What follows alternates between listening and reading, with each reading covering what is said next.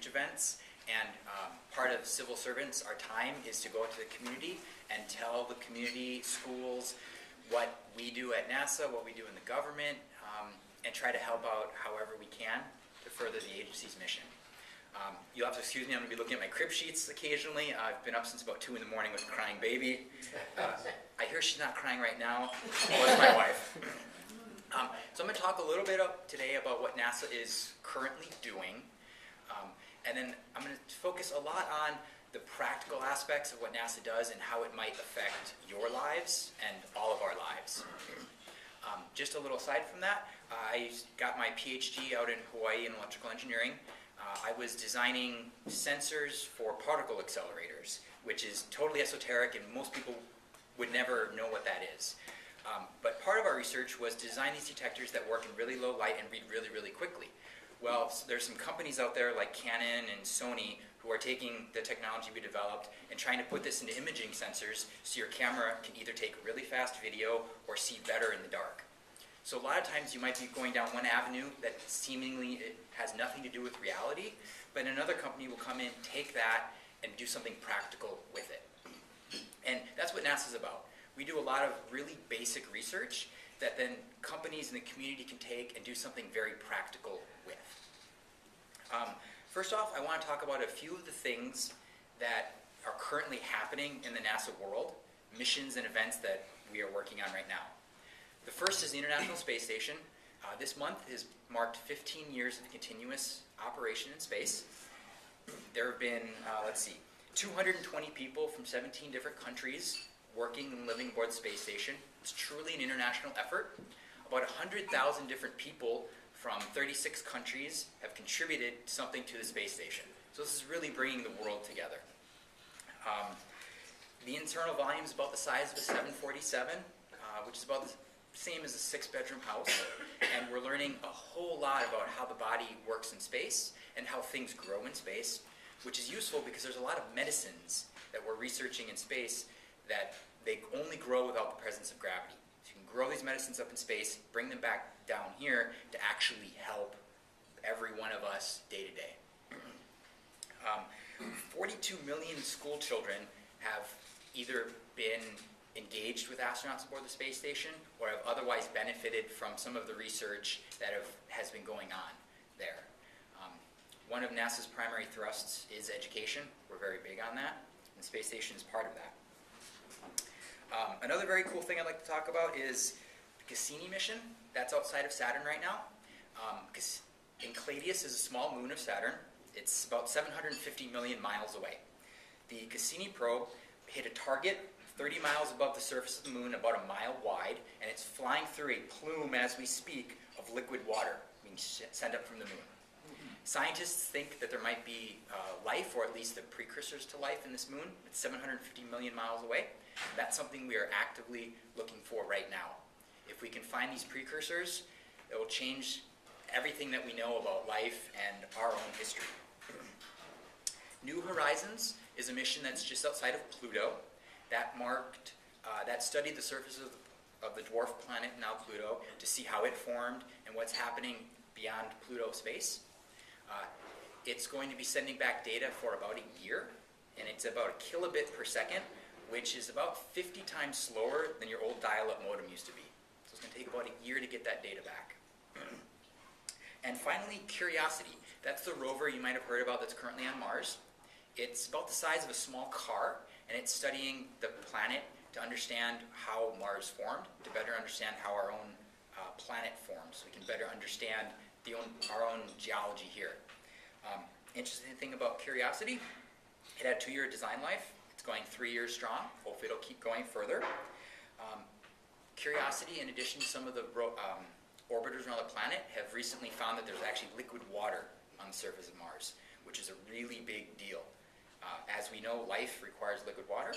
We now know there's liquid water somewhere else outside of our own planet. The other cool thing about liquid water, if you break it down, you've got rocket fuel. So when we go to Mars in the 2040s or 2050s, we'll be able to make our own fuel to come home. And if everything goes according to plan, it's going to be someone of my generation is the first person to put boots on the planet. That's pretty cool.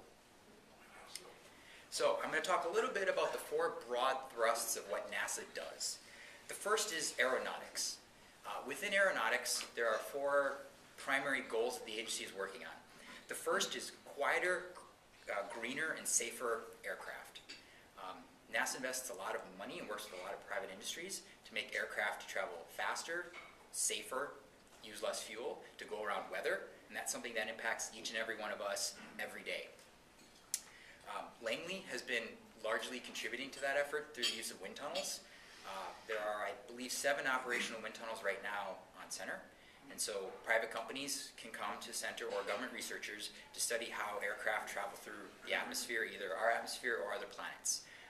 There are slow wind tunnels, there are hypersonic wind tunnels, there's a wind tunnel that gets up to 1200 degrees Fahrenheit, and that's useful if you're going to go to another planet.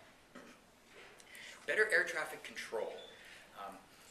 The current air traffic control system in the United States was just a hodgepodge put together kind of by happenstance over the years. There's a group here at Langley who are trying to understand how can we make airplanes travel closer together to get you where you want to go faster, and how can we optimally route aircraft so they're not flying over your neighborhood at 2 in the morning. Third is low supersonic boom aircraft. If we could develop aircraft that would go supersonic, you could get to where you're going to go a whole lot quicker and potentially using less fuel, but supersonic booms are really annoying. So there's a lot of effort right now trying to develop an aircraft that doesn't make such a loud boom. There's research involved with that as well to study the human reaction to sonic booms. So we can study how can we design homes and buildings that are either near airports to make them quieter, or even near a place that's loud, say a power plant.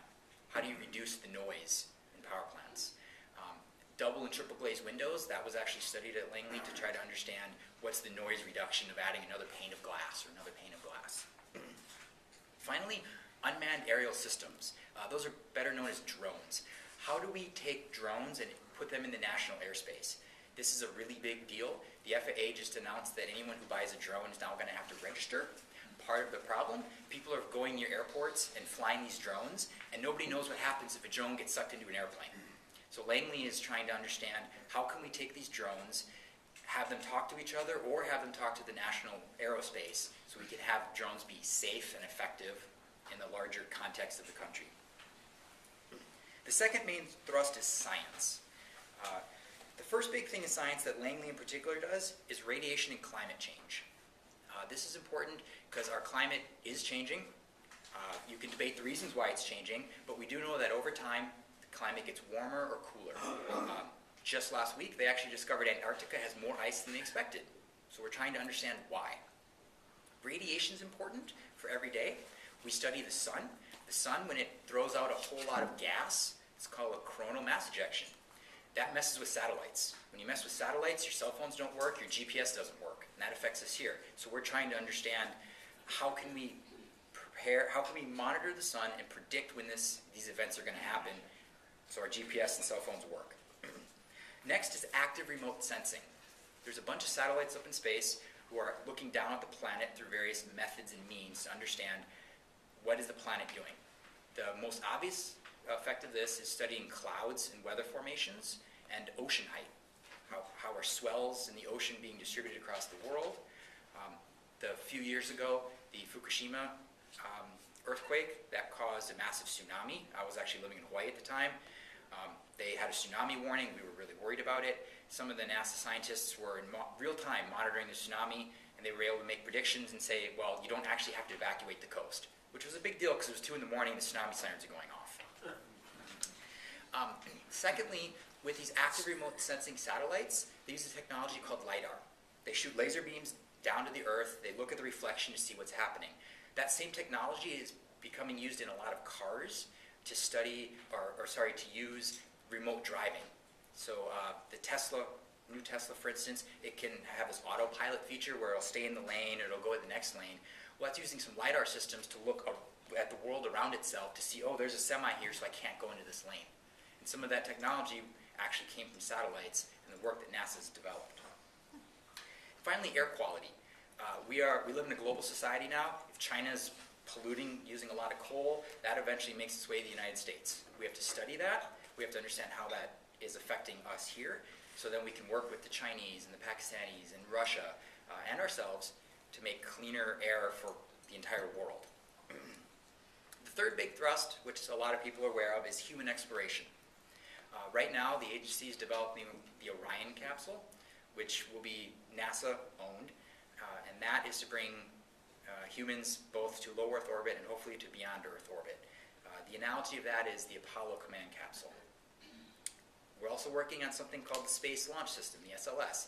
That's the big rocket. It'll be bigger than the Saturn rocket, which launches to the moon. The goal of SLS is to allow humans to go beyond low Earth orbit and also to send missions into really deep space really quickly. So we could send another mission like Cassini out to Saturn, or even a bigger instrument out to Jupiter to study the Jupiter system. Next is commercial crew. You might have heard of SpaceX. They've been in the news a lot lately with their commercial, with their Dragon capsule and the rocket. SpaceX wouldn't be possible without NASA contracts. NASA is paying SpaceX to build their rocket, to build their Dragon space capsule, to bring supplies up to the space station. SpaceX didn't just develop in a vacuum. Their whole business model is dependent on NASA contracts. Everything else they do on the side to develop crew capabilities, if they're talking about going to Mars, that's a side effect of the primary contracts to get cargo to the space station.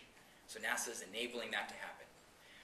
NASA also is working with Boeing for their Starliner to develop a crew capsule to get US crew back to the space station. Because right now we're spending about $450 million per seat to get US astronauts up to the space station. We're paying that to the Russians. It'd be a lot better if we could just do that to US companies for a lot less money. And finally, within human exploration are advanced exploration vehicles. So these are rovers, habitats in space. How are we going to keep people alive? How are we going to grow food? All that kind of interesting stuff. Finally is space technology. These are really future cutting edge kind of technologies that NASA is developing for problems that are 10, 20, 30 years out the road. The first is entry, descent, and landing. When we go to some other planet like Mars, it has an atmosphere, it gets really hot when you re-enter. You need to deal with that problem. When you come into Earth, you need a heat shield. That heat shield broke apart, and that's what caused the Columbia tragedy. NASA's trying to work with private industries and basic researchers at the agency to make thinner, lighter, better heat shields, safer for crews, and also so you can make them thinner, you can then launch more mass into space, because it's really, really expensive to get stuff out of Earth's gravity well. Next up is human habitats for deep space. Our current rockets are about 4 meters in diameter. You can't launch anything wider than that. If we're going to go to Mars, 4 meters is a little cramped. So we're working on inflatable structures that they fold up into a bag, essentially. They get up in space, you pull the button, oxygen fills the habitat, and now you've got a huge inflatable, essentially, tube that you can live in. And that's part of the inflatable structures. Next is human robotic systems. You might have heard of the ARM mission. That's the Asteroid Redirect Mission that was conceived at Langley. A number of people in my branch are working on that. The goal is to go up to an asteroid, grab a boulder off the asteroid, bring it back to cislunar space. So we're going to put the chunk of this boulder out in orbit around the moon, send some humans on Orion out to it, go study this asteroid, and then maybe in the future actually mine it so we can understand how can we get materials off of this thing. Because if we're ever going to expand beyond Earth's orbit, we need to start mining things. We need to start mining asteroids, comets, and planets. So that's what the agency does as a whole. That's a lot. There's a whole lot more, but that's kind of the 4 main strategic thrusts. Next, I'm going to talk a little bit about Langley and some of the advances that Langley specifically has had for each and every one of us here. The grooved runways. If you've ever been out on the highway, you see the grooves in the road so the water can wash off. That was actually thought of, conceived, developed here at Langley. They had a long landing strip where they tested that. They unfortunately just demolished that about a month ago. But the technology works. We see and use that every single day. Why didn't they demolish it? They proved it worked, and at this point there wasn't a whole lot more reason to keep testing grooves in concrete. So they're actually putting a new LiDAR range so they can build better LiDAR systems so they can study remote atmosphere composition. The glass cockpits in airplanes. If you look at modern airplanes or even in cars, you see the big LCD screens now. A lot of that technology was pioneered at Langley. Automatic reporting of plane crashes. When a small airplane goes down somewhere in the world, or a large airplane, there are automatic beacons now that report this airplane went down and this is where it is. Some of that technology was developed at Langley, and if you've been down there, you've seen that huge, gigantic gantry. What they do is they take a small Cessna, they crash it, and they make sure that the box will actually send the ping up to satellites so the monitoring center can figure out where the airplane is. Can we go to watch that? If you want to, you can send me an email and I can get you on center the next time it happens. Done. Done. Another interesting thing are small satellites. Awesome. Small satellites, the goal here is to take a small sat about the size of this cup, put it into space. You get about 80% of the capability of a large satellite for a fraction of the cost. Launching something this size into space is going to cost you a few $1,000s. This summer we worked with a bunch of community college students. They developed a satellite and we're hoping it's going to launch next year. And it's going to measure the sea level height across the world using GPS signals. GPS signals bounce off the surface of the water, they'll go back to the satellite. Based on the timing of that, you can see the sea level. A little bit about Langley, also called LARC, for Langley Research Center. It has an annual budget of about $840 million. There's 3,600 people roughly who work there. About half are civil servants such as myself. The other half are contractors. It sits on 780 acres or so, has 116 buildings, and its replacement value is about $3.5 billion. In terms of the national economic output, it's estimated Langley contributes about $3 billion total and employs roughly 22,000 people across the United States.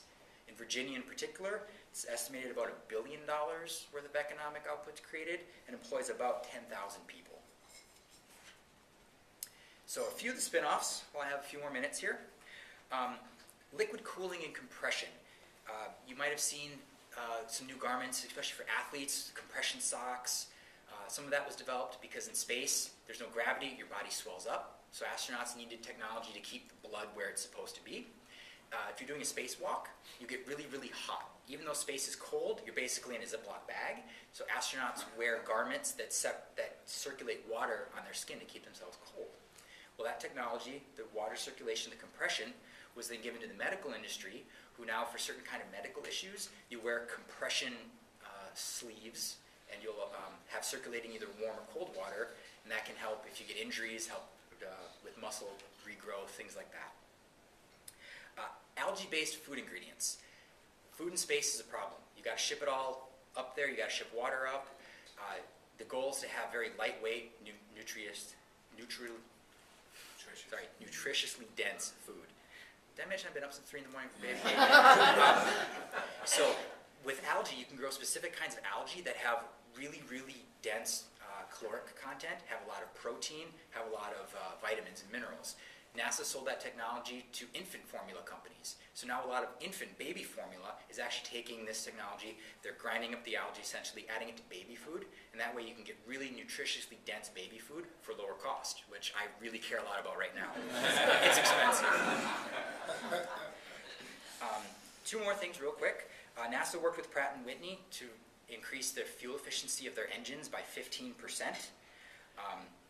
For a number, in 2014, the aviation industry used 16 million gallons of avgas, and that cost about $46 billion. A 15% reduction would save 2.5 million gallons of dead dinosaur, or about $7 billion. So that's real numbers. Finally, for some of those inflatable structures and some of the heat shield technology that we worked on, we're building better shelters for firefighters. When smoke jumpers go out in the wilderness, sometimes the winds will shift, the fire will then come towards them. What firefighters have now are these portable packs where they can get into them, wrap themselves up, and hopefully the fire will go over them. They work, but they're not great. So a group here at Langley is taking some of the technology, one of the programs I worked on actually. They're developing these new shelters that are much thinner, lighter, yet can withstand 2,000 degrees Fahrenheit. So hopefully we can keep firefighters alive. Wow. So one last thing. Estimated spin-offs, improvements from NASA. They estimate that roughly 450,000 lives have been saved due to all the technology spin-offs that have come around. Last year, roughly 18,000 jobs were created because of some of these spin-offs. Added about $5.2 billion in revenue because of it. and it saved the private industry about $18 billion in improvements due to better pipe insulation, better windows, lower fuel costs.